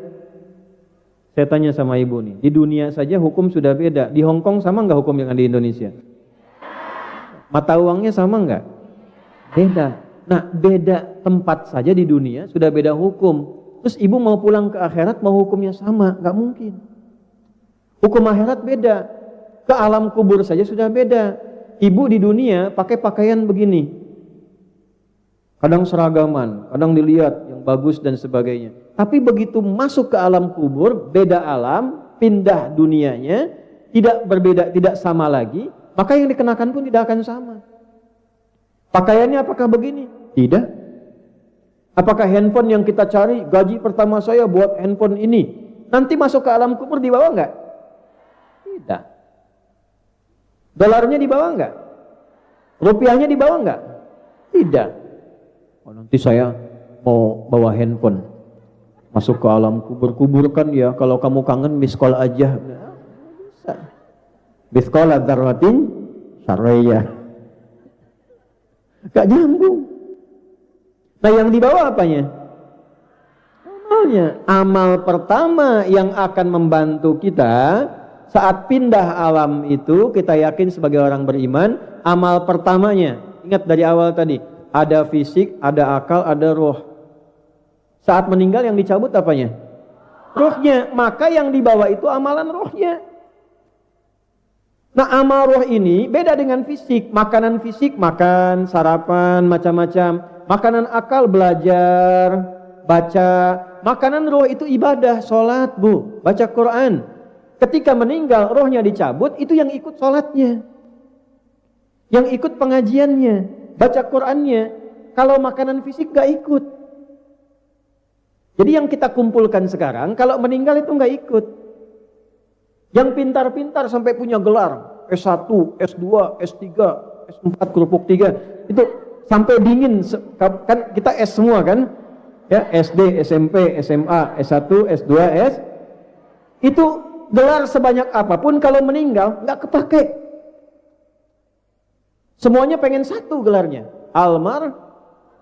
apa artinya almarhum? Bukan, almarhum itu yang disayang Allah. Oh. Almarhum itu yang disayang, dari kata rahimah, almarhum yang disayang Allah. Ini nggak kenal Allah pengen disayang, nggak pernah sholat pengen disayang. Kenal Allah enggak, sholat enggak, baca Quran juga enggak, meninggal pengen disayang. Gimana? Ibu mungkin nggak sayang suami orang? Tidak, karena ibu nggak kenal. Ya, ini nggak kenal Allah pengen disayang. Jadi gelar itu akan hilang. Ini pakaian yang dibawa tidak akan dikenakan. Nah, karena rohnya yang dicabut, maka amalan roh yang dibawa. Ibu mau dapat gaji besar, majikannya perhatian, gajinya enak, hidupnya tenang. Kalau meninggal nggak pernah sholat, nggak akan nyaman di alam kubur. Ini saya kasih tahu sebelum masuk. Kalau udah masuk gak bisa keluar. Allah yang maha tahu menginfokan banyak orang di dalam pengen keluar. Karena banyak saat di luar itu mengerjakan amalan tidak siap untuk masuk. Mereka mengatakan, fa asaddaqa wa akum minas sholihin. Ya Allah, sebentar aja. Sebentar, kalau diberikan 1 detik pun saya istighfar. Kalau diberikan 1 menit saya sholat. Kalau diberikan 10 menit saya ngaji, ya Allah. Itu mereka mengatakan, sebentar aja. Laula akhartani ila ajalin qarib. Ya Allah, sebentar, kasih diskon sedikit aja. Ya, kalau bisa saya keluar, saya istighfar. Nah, kita mumpung masih di luar, belum mah. Kalau sudah masuk tidak bisa keluar. Nah, pertanyaannya sebelum masuk, bekal apa yang dibawa masuk? Karena setiap pindah tempat mesti ada bekal. Ibu mungkin gak datang ke Hong Kong kalau gak bawa bekal? Tidak. Kan gak bisa jalan kaki ke sini. Dari Sumenep ke sini jalan, gak mungkin. Pakai pesawat dulu, ke Cengkareng dulu. Ya, dari Cimahi gitu juga, dari Kudus gitu juga, dari Kalimantan pakai pesawat dulu. Mesti ada bekal, nabung dulu. Betul? Sekarang mau masuk kubur gak ada bekal, susah masuk. Gimana? Man rabbuka, kata malaikat. Aduh, kada abi mata terang ya. Dipukul di palu tuh. Dikasih hidup 70 tahun gak kenal Allah.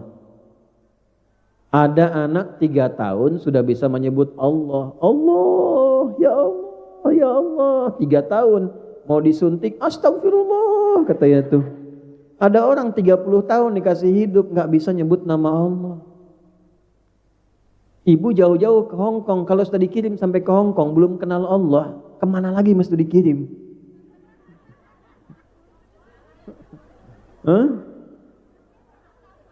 Oh, jelas? Jadi jangan sampai jauh-jauh ke Hong Kong, rizki di dunia dicari-cari, persiapan kubur rizkinya tidak dicari. Jadi harus seimbang. Betul, kerja yang bagus, gaji bagus, tapi pekerjaan akhirat pun harus dikerjakan untuk bekal pulang. Maka yang pertama yang harus kita kaji, pencarian rizki itu, carilah rizki yang membuat kita abadi dalam hidup. Dunia sementara, akhirat Nah, jadi kalau orang cerdas, dia akan mencari bekal untuk hidup selamanya. Kalau di dunia, maaf ya, kaya sementara, kalau meninggal hilang kayanya. Kalaupun cukup, orang sebut miskin sementara. Kalau meninggal bekal akhiratnya banyak, kaya akhiratnya. Nah, jadi bekal yang pertama, 1, untuk mencari rizki yang halal tadi, maka dibagilah kepada 2 bagian, cara dan bentuk. Caranya harus halal, bentuknya harus Biasanya suka lupa. Kalau sudah lupa suka nggak ingat. Ya, ini mohon maaf nih. Mohon maaf. Yang kita butuhkan untuk tubuh, untuk akal, untuk roh. Biasanya banyak orang mencari rezeki untuk tubuhnya saja. Untuk rohnya tidak dilakukan. Ini yang membuat gelisah dalam hidup. Maka pengajian ini berfungsi mengingatkan lagi. Supaya ada keseimbangan. sampai ke Hong Kong, kerjanya bagus, sholatnya juga Kalau bisa nanti berinisiatif ya, inisiasi. Ini kurang lebih warga kita ada berapa di Hong Kong? Ya itu paling gampang, banyak gitu ya. Banyak. Orang Islamnya banyak gitu ya. Nah, minimal punya cita-cita nanti misalnya ke depan pengen punya masjid ya, insyaallah yang dibuat insyaallah atau ditetapkan diinisiasi oleh orang-orang Islam yang ada di sini dari Indonesia. Nanti kalau sudah jadi berbagi dengan yang lain-lain. Alhamdulillah. Siap? Diniatkan dari sekarang. Diniatkan supaya kalau niat itu dicatat amalannya. Ya, jelas? Sekarang kita masuk ke bagian yang kedua, amalan-amalan yang memudahkan mendapat rezeki sekaligus membahagiakan dalam mendapatinya. Yuk kita catat amalnya satu-satu ya. Masih ada waktu? Oh, ya. Sampai jam berapa? Baik, ya enggak apa-apa. Silahkan ibu sampai jam 1. Saya sampai jam 12 selesai. Yuk, 1 ya. Saya tes dulu, tes. Pelan-pelan. Masih ingat tadi kita mencari rezeki jenisnya ada berapa? Baik. Tubuh kita ini ada berapa jenis? 1 apa? Fisik. 2 apa? 3 apa? Roh. Nah, jadi mencari rezeki pun harus memenuhi kebutuhan 3 bagian diri kita ini. Fisiknya, akalnya, atau apa? Rohnya. Sekarang kita mulai dari rezeki untuk roh dulu. Ini materinya agak dalam. Sebab kalau rohnya tidak baik, fisiknya tidak akan baik. Saya ulangi ya. Kalau rohnya sakit, fisiknya ikut sakit. Dan obatnya gak akan ditemukan di rumah sakit. Iri, dengki, ria, itu penyakit hati. Kalau sakit hati, iri hati, tidak ada iri mata. Iritasi. Dengki hidung misalnya, gak ada. Ibu cari tuh rumah sakit secanggih-canggihnya di Hong Kong, klinik. Saya pusing gitu. Apa gejala yang dirasakan? Kalau majikan saya beli tas baru, saya pusing. Gak ada obatnya. Nah, maka yang pertama, yuk amalan untuk mendapatkan rizki bagi roh. Quran surat 13 ayat 28. Ala bidzikrillahi tatma'innul qulub. Yakinkan pada hatimu yang paling dalam, dengan banyak berzikir kepada Allah akan memberikan ketenangan pada hatimu. Jadi rizki yang paling tinggi untuk roh, untuk kolbu kita adalah ketenangan. Tadi yang pertama ditulis. Rizki pertama untuk kebutuhan kolbu, yaitu ini langsung Allah yang sampaikan. Ini intinya. Ala wa inna fil jasadi mudghatan idza salahat salahal jasadu kulluhu wa idza fasadat fasadal jasadu kulluhu ala wa hiyal qalb. Ada inti kehidupan manusia, kalau itu tenang yang lain baik semua. Kalau ini enggak tenang, rusak kolbunya, maka semua tubuhnya pun akan rusak. Di sini intinya. Nah, amalan untuk ketenangan kolbu itu hanya satu. Karena yang menguasai kolbu itu Allah, yang mencipta Allah, di dalamnya ada roh yang punya Allah, yang tahu siapa? Allah. Kata Allah, amalan kolbu itu adalah ini.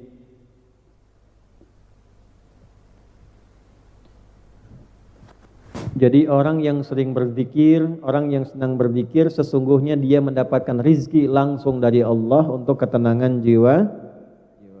Baik, pelan-pelan. Jadi kalau ibu sedang gelisah, bekerja sedang ada masalah, hati tidak tenang, obatnya sudah ada ini rizkinya. Bukan bikin status.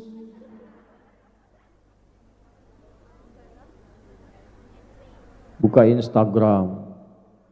Ih, nggak nyangka ya. Nah, itu sedang nyangka. Orang yang bilang nggak nyangka sedang ya, nggak seperti dia. Gitu. Macam-macam. Jadi sekarang sudah tahu kalau sedang gelisah, sedang nggak enak, sedang ada masalah, apapun pekerjaannya, sedang bikin nggak tenang, alihkan kemana? Ke Sekarang apa saja bentuk zikir itu? Ya, sekarang kita rinci. Ya, kalau sudah tahu, sudah selesai pengajian. Jenis-jenis zikir. 1. Pelan-pelan. Saya berikan beberapa kalimat ya, beberapa amalan. 1, kalimat yang mudah diucapkan, menenangkan kepada hati, mendatangkan cinta Allah. Mau? Istighfar.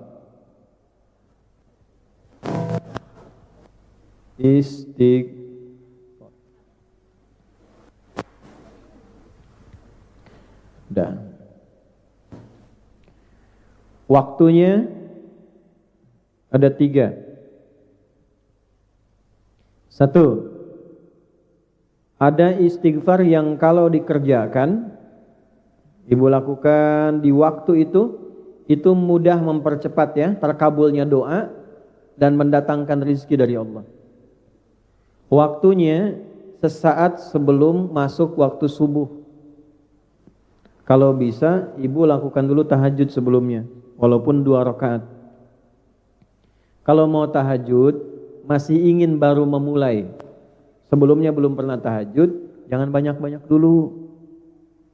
Nabi juga kasih rumus, sholatul laili matna matna. Sholat malam itu kalau ingin bangun malam, ingin tahajud, misal, jangan dipaksa banyak dulu. Kata Nabi, matna matna, mulai 2 rakaat dulu. Itu pun pilih surat yang paling mudah kita hafalkan. Boleh. Jangan maksa, wah 2 rakaat, satunya Al-Baqarah, keduanya Ali Imran misalnya. Ya. Itu pun Alif Lam Mim juga, cuman sekali langsung ruku.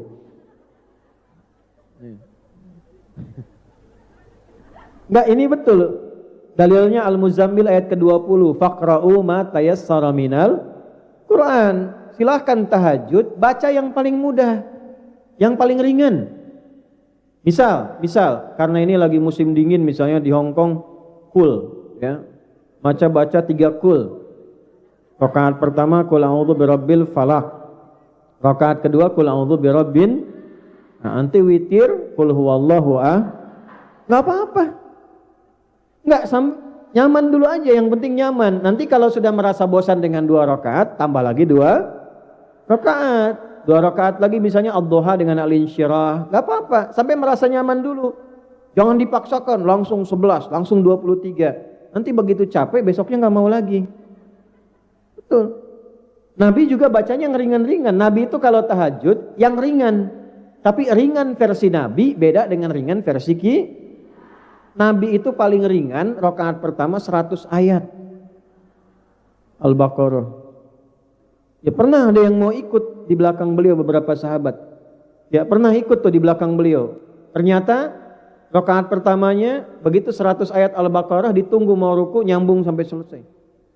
Betul, dikira mau ruku nyambung Ali Imran.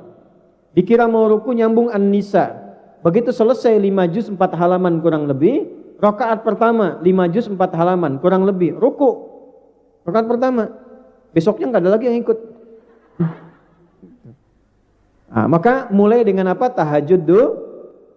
Nah, tahajud pun kalau bisa jangan terlalu awal. Kalau baru mau memulai ya, belum terbiasa, dekatkan ke subuh. Misal subuh jam berapa tadi?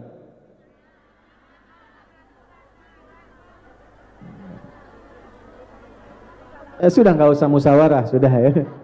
Terjadi perbedaan pendapat di sini tentang waktu sholat subuh. Karena ini bukan berasal dari daerah yang sama mungkin kan? Intinya ya 5:30 kurang lah gitu ya. Ya, iqamatnya kan di sini 6.20 kalau di sini. Ya, kita ambil misalnya 5.30. Ibu bangun misalnya jam 5 kurang seperempat. Sudah siap-siap, bersih-bersih, rapi-rapi, jam 5 sholat 2 rakaat sampai witir. sampai 5/4, 15 menit sebelum subuh itu namanya waktu sahar. Saharun.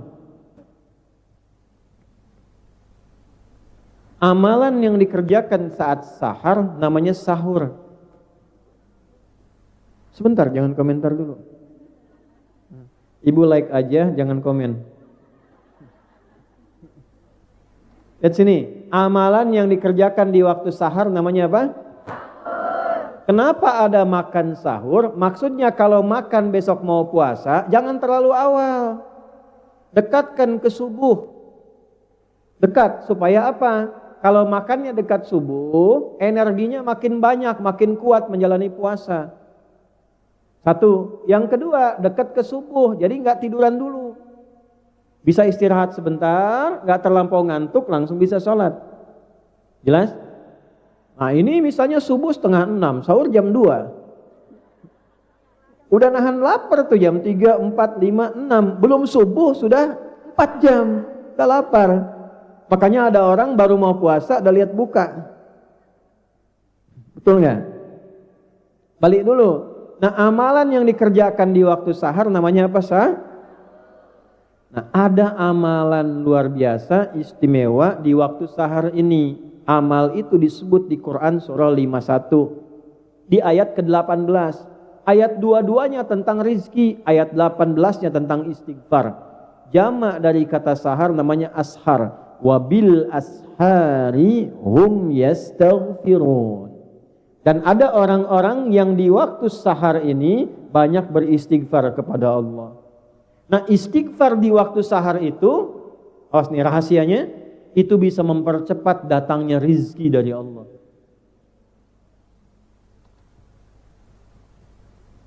Sudah?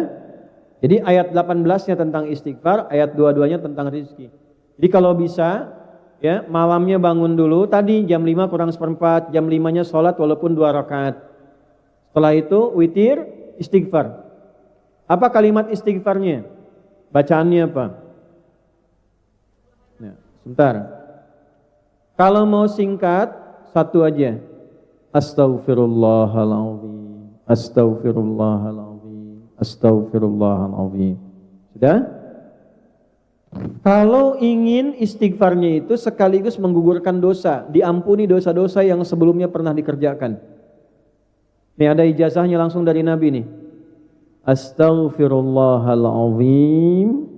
Alladzi la ilaha illa huwal hayyul qayyum wa atubu.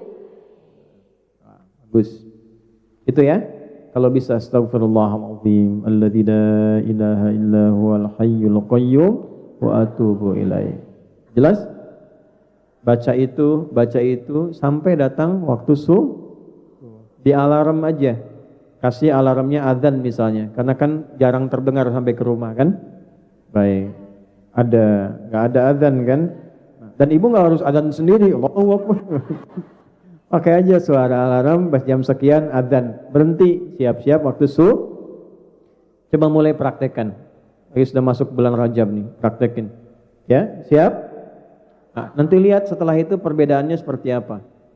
Nah, yang kedua, ada istighfar yang dilakukan saat berbuat salah. Nanti dalilnya Quran surat Nuh ayat 10. Faqultu astaghfiru rabbakum innahu kana ghaffara. Tuh lihat setelah itu, yursilis samaa 'alaikum midrara wa yumdidkum, melipat gandakan harta. Istighfar. Jadi kalau sedang salah, langsung istighfar. Salah lihat, istighfar, astagfirullah. Ya, yang bapak-bapak biasanya nih. Luar jalan, lagi musim panas tuh, astagfirullah. Astagfirullah itu langsung paling ya, astagfirullah. Astagfirullah. Nah itu dibalas oleh Allah, diperintahkan malaikat catat ganti dengan rizki. Jadi berpaling dari yang salah diberikan yang soleh, dan ternyata tambahannya ditambahkan rizki oleh Allah. Itu rahasianya tuh. Jadi istighfar, taubat dari kesalahan, taubat dari dosa, itu mendatangkan ampunan sekaligus pemberian rizki. Nah. 1. Istighfar menjelang 2. Istighfar saat berbuat 3. Istighfar dalam setiap kesempatan. Tidak dibatasi waktu. Misal nunggu ustadz kajian banyak istighfar, astagfirullah, astagfirullah, astagfirullah. Di jalan perjalanan istighfar, astagfirullah, astagfirullah, astagfirullah. Yang ketiga ini yang paling dahsyat. Kalau sudah terbiasa pada yang ketiga, maka datanglah cinta Allah. Itu Bu, kalau Allah sudah cinta, belum minta sudah dikasih. Ibu kalau ada anak yang sangat dicintai, dikasih apa aja kan? Belum minta sudah diberi kan? Itu kalau ada hamba Allah rajin istighfar, tanpa batas, tanpa waktu, jangankan meminta, sebelum minta yang dia butuhkan Allah kirimkan. Jadi ada, sekaligus saya tutup sebentar, ada satu orang pembuat roti, dia rajin istighfar, bikin roti istighfar, bikin adonan istighfar, istighfar terus kan. Tiba-tiba ada seorang ulama besar sekali, namanya Imam Ahmad bin Hanbal. Ada yang menyebut Imam Hasan al-Basri, tapi semua orang sepakat ulama, hanya beda tentang siapa namanya. Intinya ulama besar ini tiba-tiba datang ke daerahnya, pengen datang aja, karena capek, lelah, singgah di masjid Bu. Begitu tiduran, ya di situ viral, ulama besar viral, tapi nggak pernah lihat orangnya. Karena dulu kan nggak ada YouTube, nggak ada Facebook, nggak ada Instagram, ya, nggak ada TV. Jadi tahu namanya, tapi tidak pernah lihat orang. Begitu kemudian beliau sedang rebahan di dalam masjid, itu diusir oleh marbotnya. Kamu nggak boleh rebahan di sini. Padahal marbot itu dengar ulama besar, tapi belum telah lihat orang. Dan ulama ini saking tawadunya, nggak bilang, saya ini ulama besar loh, gitu enggak. Keluar, tiduran di luar, di pelataran masjid, diusir juga, nggak boleh di sini, keluar. Roh, katanya, roh. Ya, roh itu bahasa tertinggi. Kalau orang marah, orang Arab minta pergi, pertama idhab, pergi. Yang kedua barwah itu di luar, keluar sana. Yang ketiga roh itu dari kata roh, pergi dengan roh-rohnya sekalian. Roh, katanya. Ayo Allah roh, pergi, rohnya pun jangan tinggal, pergi. Katanya. Itu begitu ulama besar ini keluar jalan, tiba-tiba kelihatanlah di tempat toko yang tukang roti tadi sedang bikin adonan. Nah tukang rotinya lihat lelah kan, dipanggil, Syekh, kayaknya lelah, istirahat di sini saja. Nah begitu sedang istirahat, singkatnya ulama ini melihat si pembuat roti ini sering istighfar.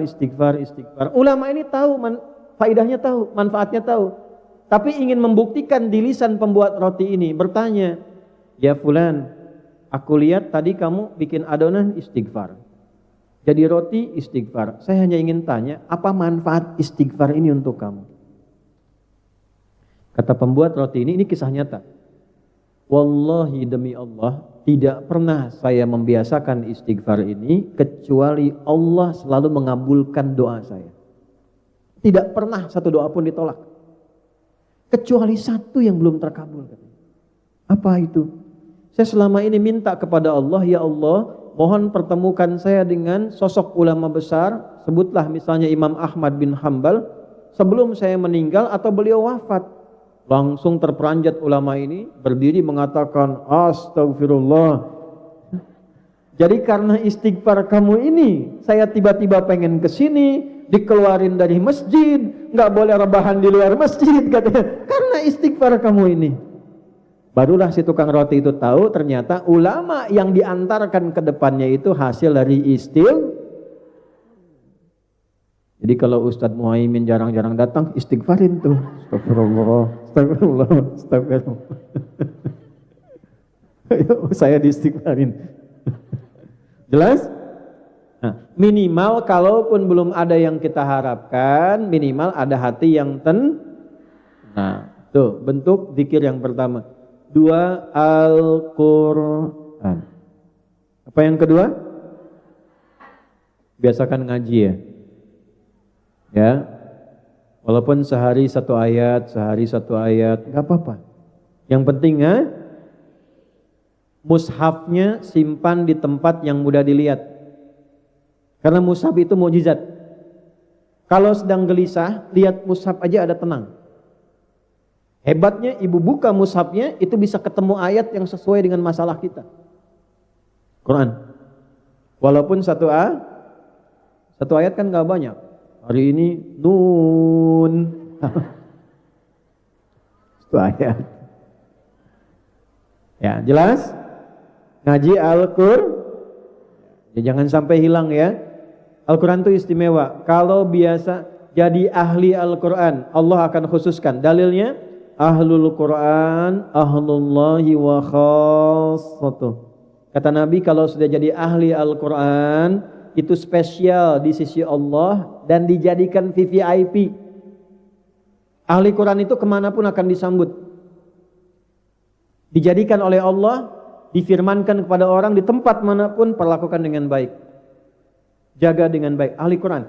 Untuk jadi ahli Quran tidak harus hafal 30 juz. Ahli Quran itu arti sederhananya orang yang dekat dengan Quran. Ibu kalaupun belum hafal nggak apa-apa, tapi tiap hari berusaha satu ayat sampai punya rasa cinta pada Al-Quran. Kalau sudah punya rasa cinta pada Al-Quran, itu akan berbeda. Ibu kalau nggak percaya silahkan mulai dari sekarang. Dekati dulu, baca sedikit-sedikit. Jelas? Baik. Yang ketiga, sholat. Ini puncaknya. Apa? Karena dalam sholat ada istighfar, dalam sholat ada Al-Quran, dalam sholat ada tilawah. Ini puncaknya. Sholat. Dalilnya Quran surah 20 di ayat ke-14. Innani anallahu la ilaha illa ana fa'budni wa aqimis salata li dzikri. Tunaikan salat sebagai zikir puncak kepadaku. Salat. Jangan tinggalkan Kalau sedang gelisah tunaikan Ada masalah Jadi kalau nanti di rumah di Indonesia telepon, misalnya anak sakit belum bisa nengok, salat. Hajatnya tumpahkan dalam sholat. Makanya sholat di Quran diisyaratkan dengan hajat. Sholat. Minta sama Allah, ya Allah, Engkau yang menggenggam semua hal. Engkau yang menyembuhkan. Engkau perintahkan aku sholat ya Allah. Engkau perintahkan aku berdoa ya Allah. Sekarang aku mohon padamu yang telah berjanji mengabulkan. Kalau dengan apa yang aku kerjakan belum Engkau kabulkan, tunjukkan padaku dengan cara apa lagi aku mesti menunaikan ibadah kepadamu. Sholat.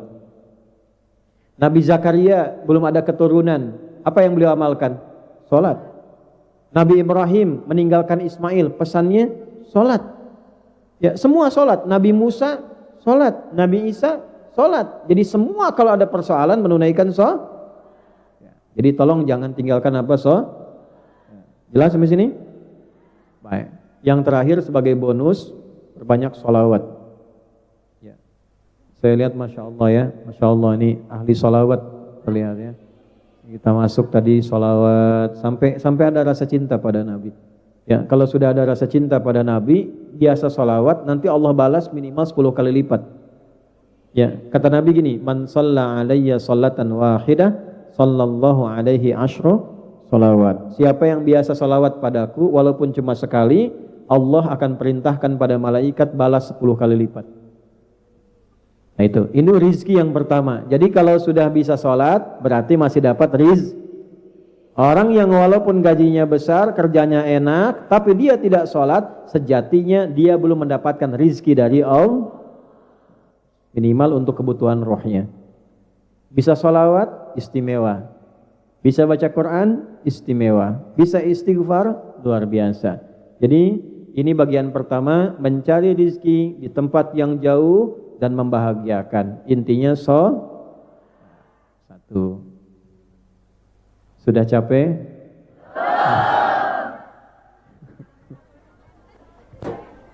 7 menit lagi ya. Duhur jam berapa duhur? Jam 1. Masih ada waktu ya. Maksud saya 7 menit kita jeda dulu, tanya jawab. Ya, saya tanya, ibu jawab. Untuk memastikan yang saya sampaikan, ibu paham tidak? Ya, atau ibu tanya, ya, jawab. 1, zikir. Utamanya 2. Sudah. Mencari rizki untuk akal. Ini harus berfungsi. Nih agak dalam Bu ilmunya ya. Kalau akalnya bekerja, nanti fisiknya mudah tugasnya. Dimanapun ibu bekerja. Kalau ilmunya nambah, nanti kerja fisiknya ringan. Apa amalan untuk rizkinya akal? Yang pertama, rajin baca. Ya, rajin baca. Apa saja yang bermanfaat? Tugas ibu apa misalnya? Oh, saya di rumah nih tugasnya sebagai asisten. Ada enggak sahabat-sahabat Nabi yang pernah jadi asisten? Ada. Siapa contohnya? Ya, coba angkat tangan. Siapa? Sahabat Nabi yang pernah jadi asisten. Bilal. Siapa lagi? Ali bin Thalib. Siapa lagi? Terus Anas. Coba angkat tangan. Sudah, ini serius nih. Dapat hadiah nih. Udah waktu habis deh.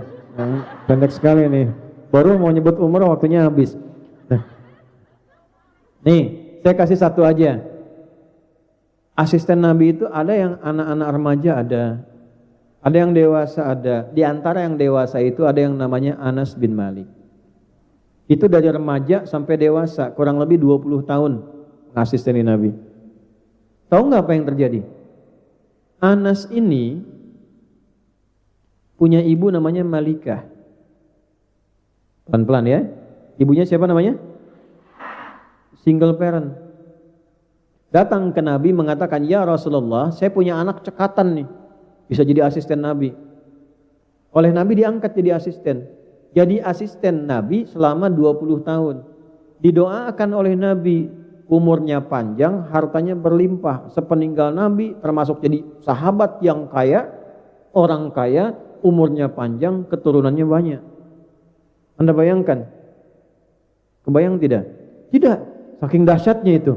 Ya, tugas asisten jadi asisten rumah tangganya Nabi selama 20 tahun, sepeninggal Nabi, dia termasuk jadi orang paling kaya, umurnya panjang lewat 100 tahun, keluarganya sejahtera. Nah, apa yang dikerjakan oleh Anas ini? Beliau menghidupkan akalnya, belajar dari keistimewaan Nabi. Jadi kalau ada ibu yang bertugas misal ya, di rumah tertentu, atau di kantor tertentu, di pabrik tertentu, jangan hanya mengerjakan tiap hari begitu, belajar juga apa sih profesi dari majikan saya ini. Ya, pelajari kegiatannya, pelajari misalnya ilmunya sedikit-sedikit dengan bertanya, nggak apa-apa, nanya aja. Sambil mengerjakan apa yang dikerjakan, nanya pelan-pelan. Nanti tanpa disadari, setahun itu punya pengetahuan yang meningkat, bakatnya naik. Sudah paham apa yang harus dikerjakan. Nah, kalau akalnya itu meningkat, biasanya pekerjaan fisiknya jadi berkurang. Atau yang kedua, minimal baca. Ya, baca apa aja, tambah baca supaya pengetahuan meningkat. Apa yang dibaca, yang kita butuhkan. Bisa tinggal nih di Hong Kong, baca peraturan-peraturan di Hong Kong, tempat-tempat di Hong Kong dan sebagainya. Jadi kalau misalnya ada nih koleganya majikan dari luar datang, Anda bisa cerita, ini ada tempat bagus di sini begini. Kalau yang di sini tempatnya begini, aturan di sini begini. Itu ketika pengetahuan kita makin banyak, derajat kita makin meningkat. Ya cukup dengan amin, baca. Yarfa'illahu alladhina amanu minkum walladhina utul ilma. Tambah pengetahuannya, tambah ilmunya. Ibu tinggal misalnya puluhan tahun, belasan tahun, atau bertahun-tahun di Hong Kong, tapi nggak kenal daerah Hong Kong. Kenali dulu. Tak kenal maka ta'aruf. Tidak harus selalu sayang. Ibu kenal suami tetangga kan tidak langsung sayang, itu kan nggak boleh. Ta'aruf, kenali. Ta'aruf itu kenali, ya. Jelas? Di akal itu rizki akal dengan ilmu. Ilmu diraih dengan membaca dan pengalaman. Yang kedua ilmu. Tambah belajar. Ya. Di masjid ada pengajian, datang, belajar. Bahas, jangan tinggi-tinggi bahasnya. Fikih sekitar yang dibutuhkan saja. Pekerjaan ibu apa? Kerjasama dengan panitia pengajian, undang ustadz-ustadz menjelaskan yang ibu butuhkan. Jangan bahas tinggi-tinggi. Wah, ini kerja udah jauh-jauh ke sini, pekerjaan dia bahas tentang kepemimpinan, kejauhan. Kejauhan. Misalnya tinggal di minoritas, menjaga waktu sholat, bergaul dengan tetangga yang non muslim seperti apa yang baik, gitu ya? Jelas? 3, masuk pada yang fisik nih. Amalannya apa nih yang ilmu? 1, doanya. Saya coba ajarkan doa dari Al-Quran ya. Ini ijazahnya. Singkat saja.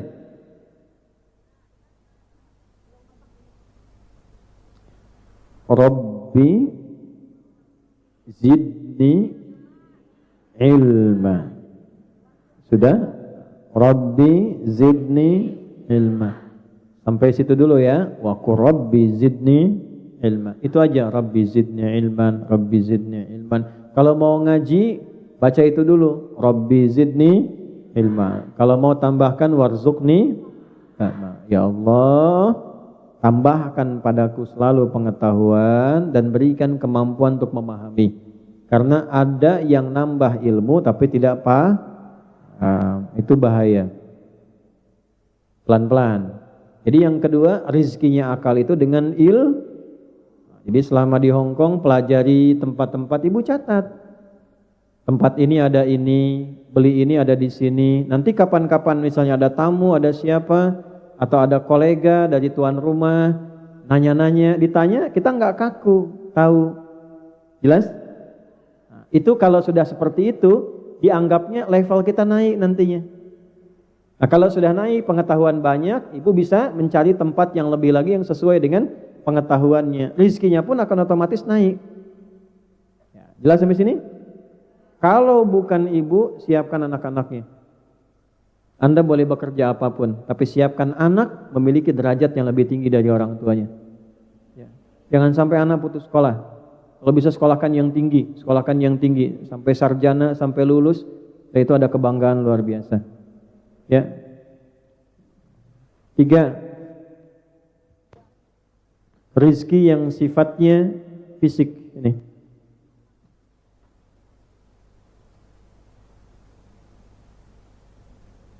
Pelan-pelan.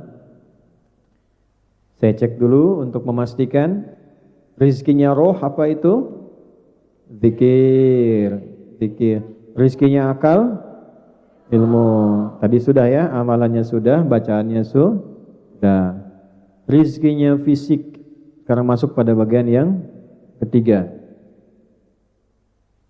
Segala yang dikonsumsi yang sifatnya halal. Yang dimakan, yang diminum, yang dipakai. Segala yang dikonsumsi yang sifatnya yang dimakan, diminum, pakaian, pastikan halal. Bagus, boleh. Tapi bagus punya orang, jangan. Baik ya. Makanan enak, boleh. Enak tapi haram tidak boleh. Dah, itu semua kebutuhannya. Jadi kalau akal itu ilmu, roh itu zikir, kalau fisik itu segala yang dimakan dan dipakai. Caranya bagaimana? Kembali ke tadi.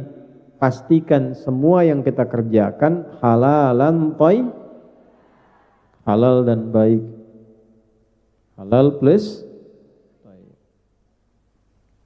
Nah, disinilah ibu keluarkan nanti dengan pengajian kan biasanya banyak ya pengajiannya. Nah, keluarkan coba cari bentuk pengajian yang materinya, yang diajarkannya mengeluarkan yang ini, yang thayyib yang ada di Hong Kong apa saja. Kalau belum ada, usahakan bikin ada. Misal, ini kan 170.000 kurang lebih. Tadi malam bahkan saya dapat data 185.000 orang Indonesia yang ada di Hong Kong. Kalau misalnya 80% itu muslim, butuh makan kan? Ya, kenapa nggak diupayakan misalnya bikin kayak kantin untuk orang-orang Indonesia yang muslim misalnya, cari makanan yang halal. Artinya ada peluang kan? Peluang untuk masak, peluang untuk bikin restoran, peluang untuk macam-macam kebutuhan. Ini kan butuh berpakaian yang bisa digunakan untuk sholat kan? Berarti ada peluang kan? peluang untuk jual pakaian yang baik, yang syar'i dan sebagainya. Ada perangkat-perangkat yang bisa digunakan. Nah, itu apa yang bisa dilakukan? Kalau tidak dengan komunitas ini, bisa berkomunikasi dengan yang Hongkongnya siapa?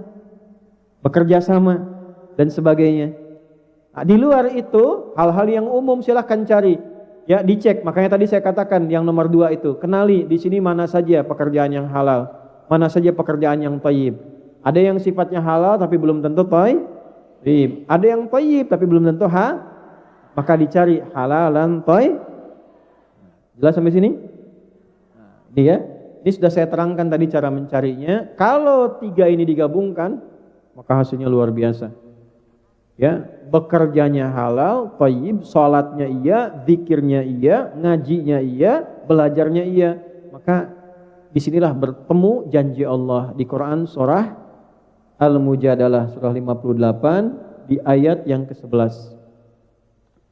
Yarfa'illahu alladhina amanu minkum walladzina utul ilma darajat. Allah akan angkat derajat, status, tanpa ibu harus update status.